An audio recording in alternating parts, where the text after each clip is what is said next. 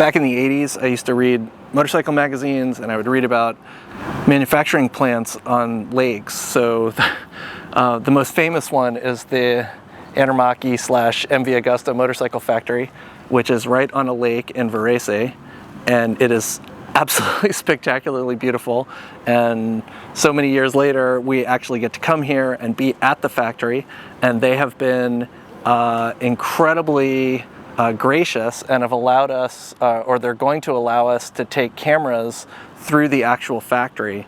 So in the past, I've been able to take a camera through the Ducati factory, I've taken one through the Aprilia factory, through the Kawasaki factory. I've been back to all of those factories, and now they say no cameras. So it's very special for us that we get to actually bring a camera all the way through the MV Agusta line. What you're looking at behind me is one of the old hangar buildings with the big barn doors that slid open, and that was back when this was a seaplane manufacturing plant, and after they finished the seaplanes, they would roll them down this ramp that I'm looking at from my view into the lake to test fly them.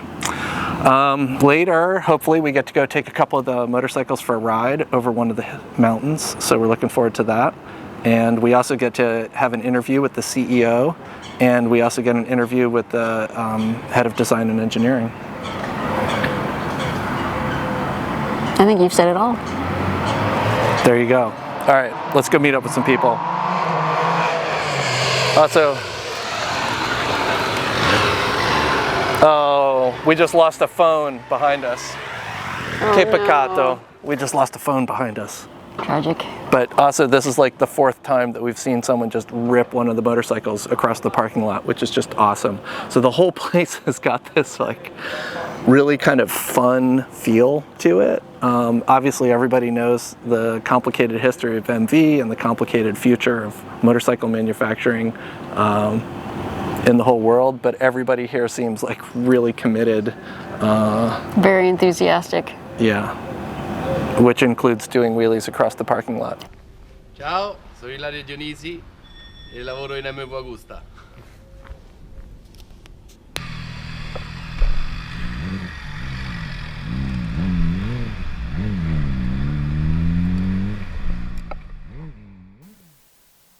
MV Agusta has its roots in a northern Italian airplane company started in 1923 by Sicilian Count Giovanni Agusta, who designed and built his first airplane in 1907. After his death in 1927, his son Domenico diversified the company into motorcycles. World War II saw a brisk aircraft business for the Axis power-aligned Italy. Both BMW and Piaggio were also airplane engineering and manufacturing firms, as well as Kawasaki, but the treaty that ended the war also barred Italy and Japan from continuing their aeronautics programs, which meant that all of that airplane defense engineering potential would be refocused on motorcycles. Hence, the Allies won the war, but the Axis powers make all the best motorcycles. 1945 saw the birth of the Meccanica Verghera Agusta brand and the first MV98. This was occurring while Ducati was pivoting from electronics to starting production of their first motorcycle, the Cucciolo, or puppy. There's the old joke about, how do you make a small fortune in racing? Start with a large one. And so, in 1952, MV Agusta secured a license for the Italian production of Bell helicopters. With the proceeds from selling helicopters to multiple international customers, both reputable and not, MV Agusta was well financed for GP racing, which they set about dominating from 1952 to 1974, amassing 37 World Constructors' Championships. The money from the helicopters dwarfed motorcycle sales, and MV basically became a race shop supported by sales of aircraft, not street motorcycles as we now know them. That said, in 1965, MV brought the first production transverse 4-cylinder motorcycle to market. Domenico died in 1971 and the company fell on hard times. However, Italian industrial sons Gianfranco and Claudio Castiglione, who grew up next to Aermacchi, another aircraft and motorcycles company, on the shore of Lake Varese, Italy, had set about purchasing many Italian motorcycle companies, including Cagiva, Ducati, Motomarini, and Husqvarna, and in 1992 they added MV to their collection. Their designer, Massimo Tamburini, who put the Ta in Bimota, designed the Ducati 916, recovered from a stomach tumor, and then designed his second masterpiece, the MV Agusta F4. The F4 entered production in 1997. However, it was almost released as a Ducati, as MV and Ducati were still both part of Cagiva. Then, things went a little crazy with ownership. Cagiva was slowly broken up, with parts of it sold and repurchased and sold again, including to such players as Proton, Norton, BMW, Harley-Davidson for the second time, and Mercedes-AMG, until 2018 when MV arrived with its current ownership. MV initially received an investment from the somewhat opaque Ocean Group venture capital firm with involvement from Timur Sardarov, son of billionaire Russian energy magnate Rashid Sardarov. Ocean Group ultimately took over the company with Timur Sardarov taking the reins as CEO. Roll angle. Oh, only 39? Max throttle. Oh, well, yeah. Yeah. I only get to 39 degrees yesterday on the, yeah. On the wet road. Yeah. Oh. Mark Marquez. Che peccato. Only two times more. Only 40? Oh, come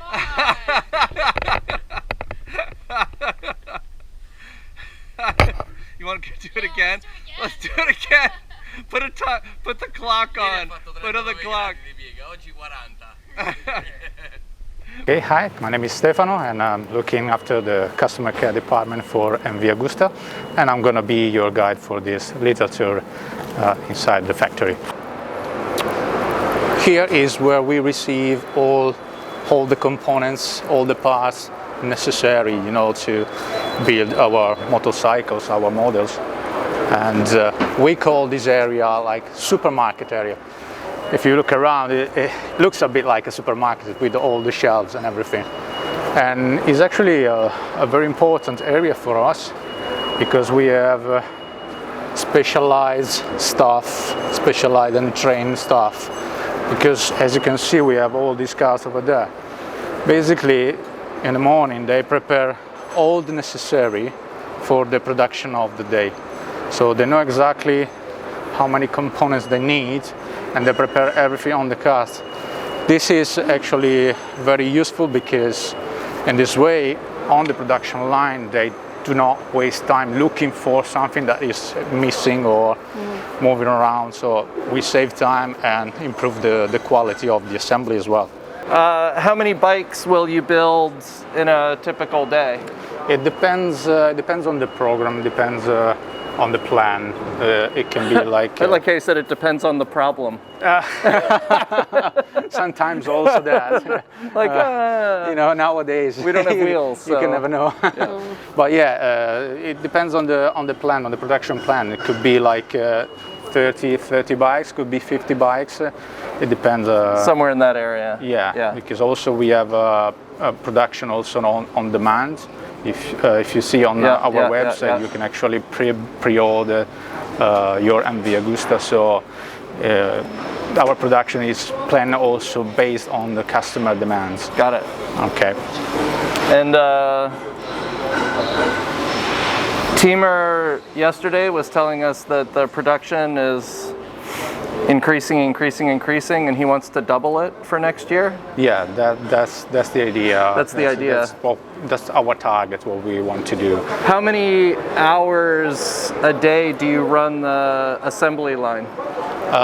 Usually, like the standard is between like 8 hours, 10 hours. It depends also, you know. So you can schedule double that if you need to. If it's necessary, yes. Yeah. Okay. So. Excellent. And I want to show you also this little area here is a very important area because it's a pre-assembly area. So this is final quality control? Yeah, exactly. Something like that. For example, they are testing the fuel tanks. So with pressured air, they check for any leaks or any possible issue.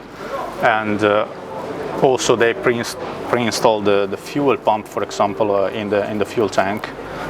And it is also a pre-assembly area for like the front fork, for example, as you can see over there, or also, for example, the headlights and some electronic parts as well.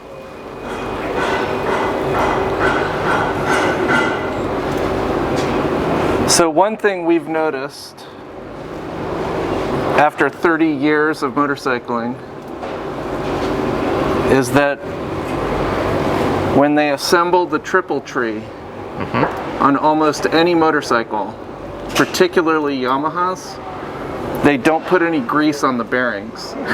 Right. And I've always wanted to meet the guy who put those on and be like, why don't you put grease on those bearings? But maybe at MV they put grease on them. You're like, Andrea will answer definitely that question. you're like, you deal with it downstream. So it must be very complicated to be getting all of the parts here, particularly right now. Yeah, sometimes it can be. Sometimes it can be also because the general situation, COVID before, and now this terrible war, the conflict in Ukraine, and also, you know, this crisis of raw materials is obviously influencing all the automotive fields and the Agusta Tour. Okay, this area is where we process our engines.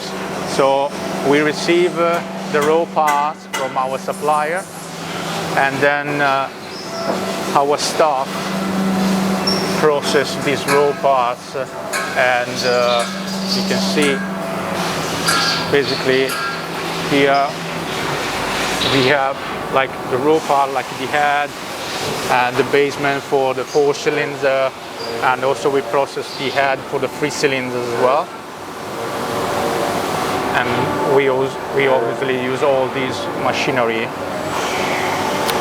Yeah, so that's for cutting the valve seats? Yeah, exactly. So yeah, for example, for the 3 cylinders head, everything is processed with these machineries. Instead, for the 4 cylinder head, we still do something manually, like the valve guides and stuff like that. Yeah. So just, you know, to keep the tradition as well. So we try to maintain this artisanal product, this idea, like. How many of your customers know what a valve head is, much less that it was hand cut? Not many. I think in the old days, maybe more. Yeah, probably.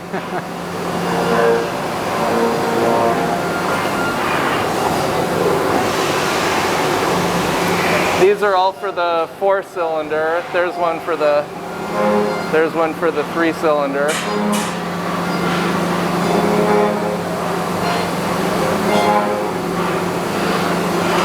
And these are some of the machineries.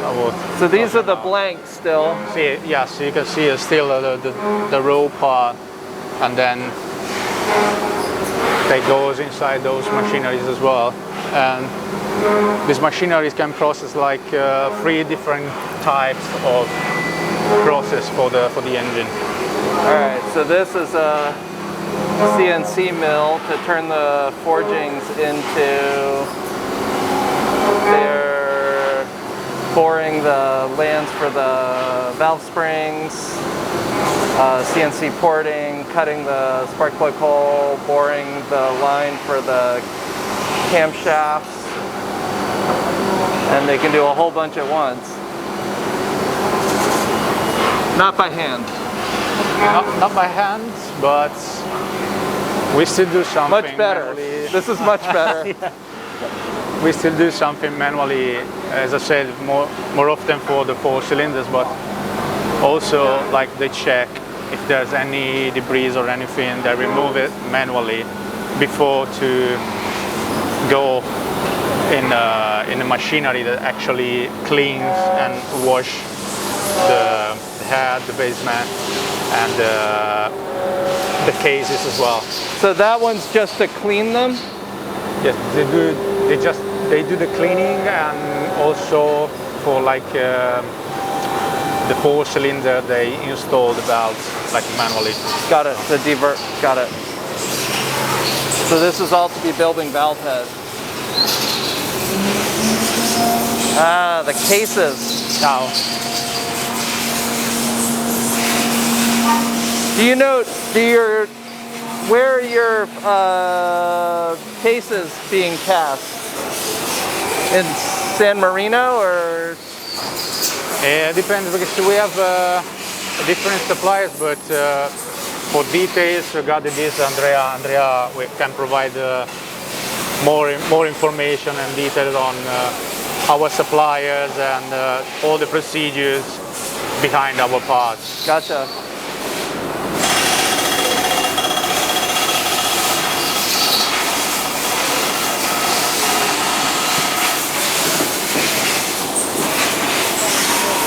So you're building right now like 40 engines a day?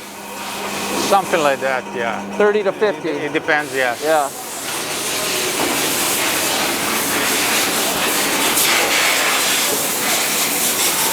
There's some 3-cylindered blocks.